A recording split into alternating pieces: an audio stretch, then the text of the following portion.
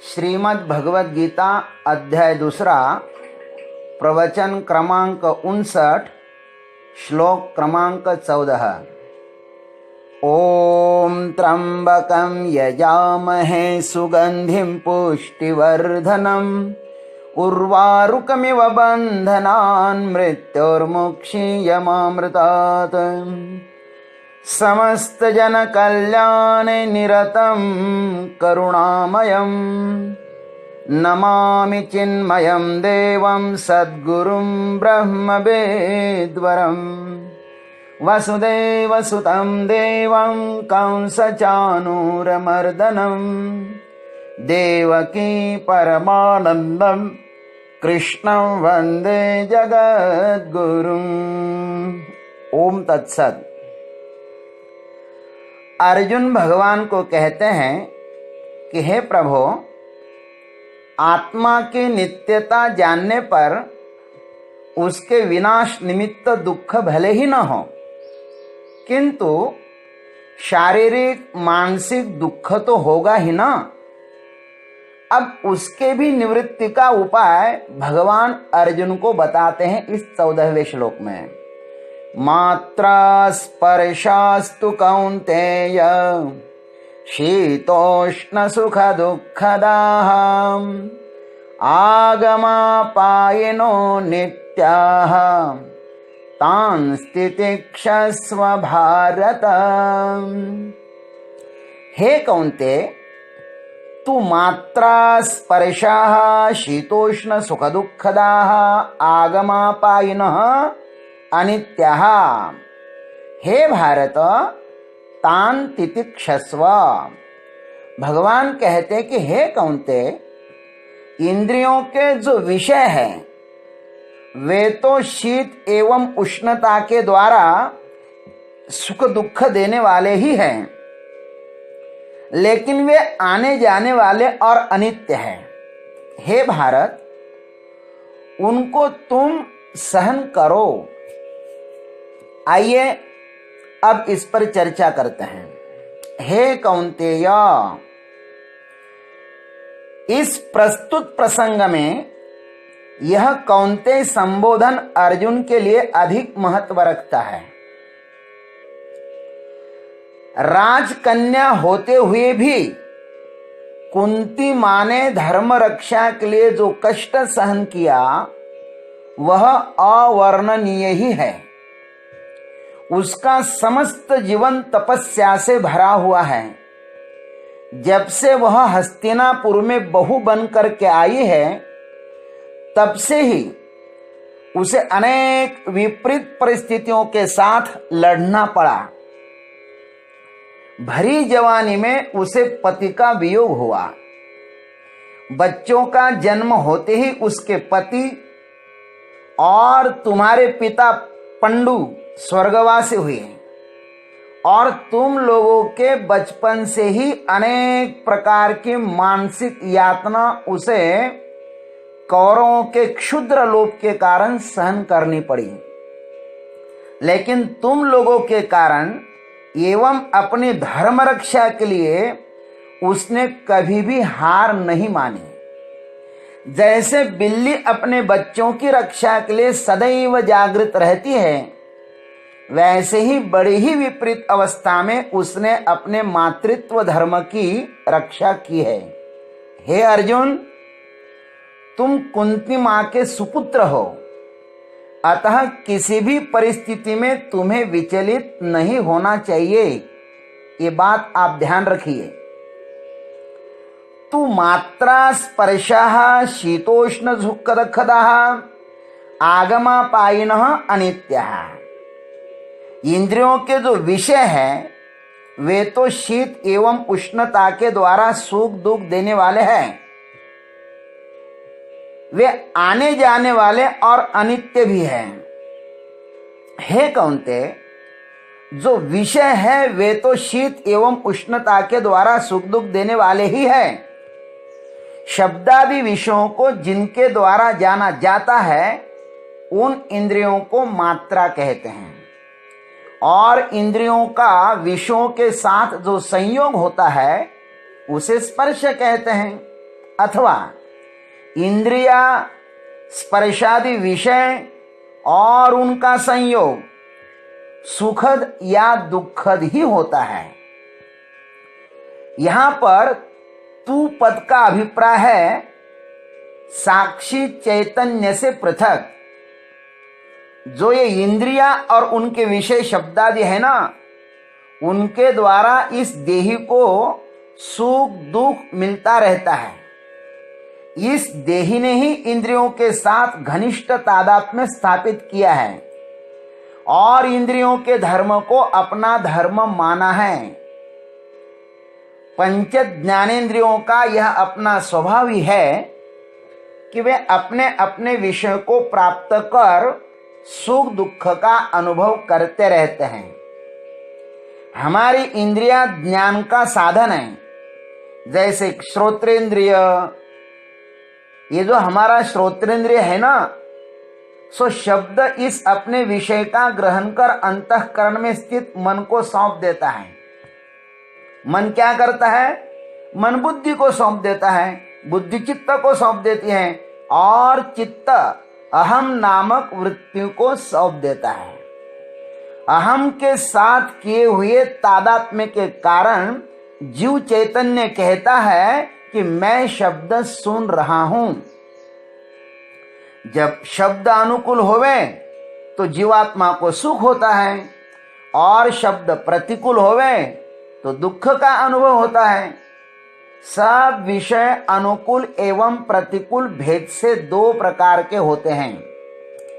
इन शब्दादि विषयों को अनुभव करने के लिए भी अंतःकरण में स्थित वासना रूप संस्कार कार्य करते रहते हैं। यही कारण है कि प्रत्येक शब्दादि विषय किसी के लिए अनुकूल तो किसी के लिए प्रतिकूल प्रतीत होते हैं। इसलिए शीतोष्ण सुख दुखदाह, शीत या उष्ण का अनुभव शरीर के साथ तादात्म्य होने के कारण होता है। ये दोनों भी प्रकृति प्रदत्त ही है। समष्टि प्रपंच का सुव्यवस्थित संचालन करने के लिए इनकी अत्यंत आवश्यकता है। मानव यदि अपने शरीर को प्रकृति प्रदत्त व्यवस्थाओं के साथ जोड़ दे तो उन्हें शीतोष्ण पीड़ादायी नहीं होंगे। किंतु प्रगतिशील मानव ने अब वे सब उपाय इकट्ठे कर लिए हैं जिनके द्वारा प्रकृति के साथ लड़ा जाता है। मनुष्य आज अधिक परतंत्रता का अनुभव कर रहा है। कारण है कि वह अधिक सुविधा के अधीन हो रहा है। थोड़ी भी असुविधा अब उसे अशांत बना देती है। वह बिजली का जाना ही क्यों न हो, बिजली थोड़ी देर के लिए चली जाए तो देखना आदमी कितना परेशान होता है। या और कहीं पहुंचना हो और समय पर ही गाड़ी में कुछ तांत्रिक गड़बड़ हो जाए तो देखो वो कितना परेशान होता है। लेकिन ये सब अशांति के उपाय हमने ही इकट्ठे करके रखे हैं। आज का विज्ञान मनुष्य को अशांत बना रहा है। आगमा पाइना अनित्याह, बिजली गई तो वह आएगी भी। अतः ये सब इंद्रियजन्य सुख दुख आने जाने वाले हैं। स्थिरता इनका स्वभाव नहीं है, अतः सब अनित्य ही है। किंतु इन सब सुख दुखों का जो ज्ञाता है वह मात्र स्थिर है, वह अपरिवर्तनशील है, नित्य है। वह इनके बिना भी स्थिर ही रहता है। स्थिर रहना उसका अपना स्वभाव है। उस आनंद स्वरूप नित्य नूतन साक्षी चैतन्य पर इन इंद्रियजन्य सुख दुखों का मात्र आभास होता है। लेकिन जीव अपने आत्म स्वरूप को भूलकर इन विषयों में फंस जाता है। इन विषयों की सत्ता मृग मरीचिका के समान ही है।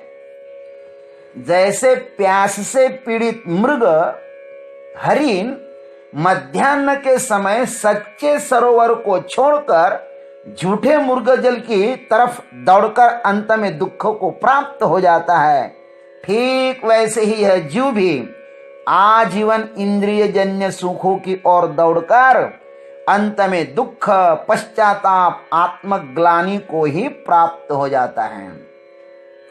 अथवा स्वप्न में देखा हुआ ऐश्वर्य जैसे मिथ्या होता है, वैसे ही ये विषयजन्य सुख सब मिथ्या ही है। रज्जु पर प्रतिभासी सर्प पर रज्जु का ज्ञान होने पर जैसे मिथ्या हो जाता है, वैसे ही अधिष्ठान आत्म स्वरूप का ज्ञान होने पर ये सुख दुख अनित्य हो जाते हैं। आज का सुख ही कल दुख बन जाता है और दुख सुख बन जाता है। इनका सर्जन एवं विसर्जन सतत होता रहता है। जैसे सागर पर लहरें अनवरत बनती है और बिगड़ती रहती है। जो नष्ट ही होने वाला है उसके लिए अर्जुन पीड़ित होना व्यर्थ ही है बेटा, ऐसा भगवान कह रहे हैं।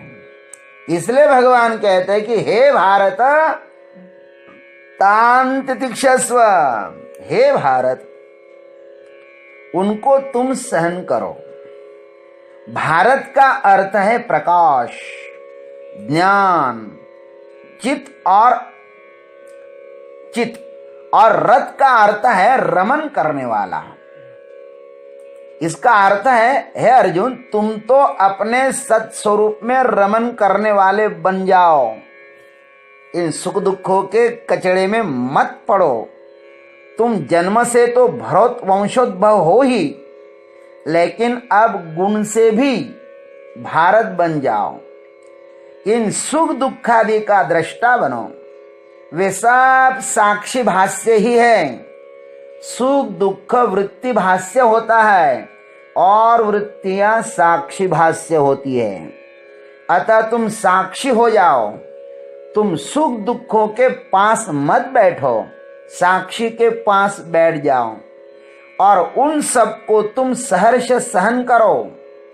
सुख दुखों को किस प्रकार सहन करना चाहिए, इस विषय में भाष्यकार विवेक चूड़ामणि में कहते हैं सहनम सर्व दुखानाम अप्रतिकार पूर्वकम चिंता विलाप रहितम सा तितिक्षा निगद्यते। चिंता और शोक से रहित होकर तथा समस्त दुखों के निवारणार्थ कोई भी उपाय किए बिना ही सब प्रकार के दुखों को सहन करने का नाम तितिक्षा है। वही तितिक्षा कहलाती है। साधक को सुख और दुख इन दोनों का भी स्वागत ही करना चाहिए। सुख और दुख ये मानसिक होते हैं, यह सब अपने मन का ही खेल है। और शीत एवं उष्ण ये शारीरिक होते हैं, शरीर के स्तर पर इनका अनुभव होता है। और मान एवं अपमान यह बौद्धिक होते हैं।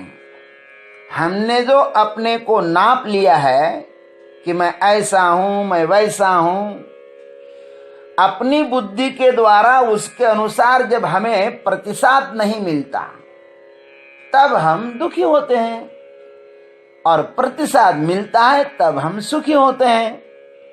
इसलिए इनको सहर्ष सहन करो और आजीवन आनंद मंगल में रहो। तां तितिक्षस्व। अब इनको सहने से क्या लाभ होता है उसको भगवान कल बताएंगे। आज इतना ही। हरि ओम तत्सत। जय गुरुदेव, जय जगदीश्वर, जय जय महा।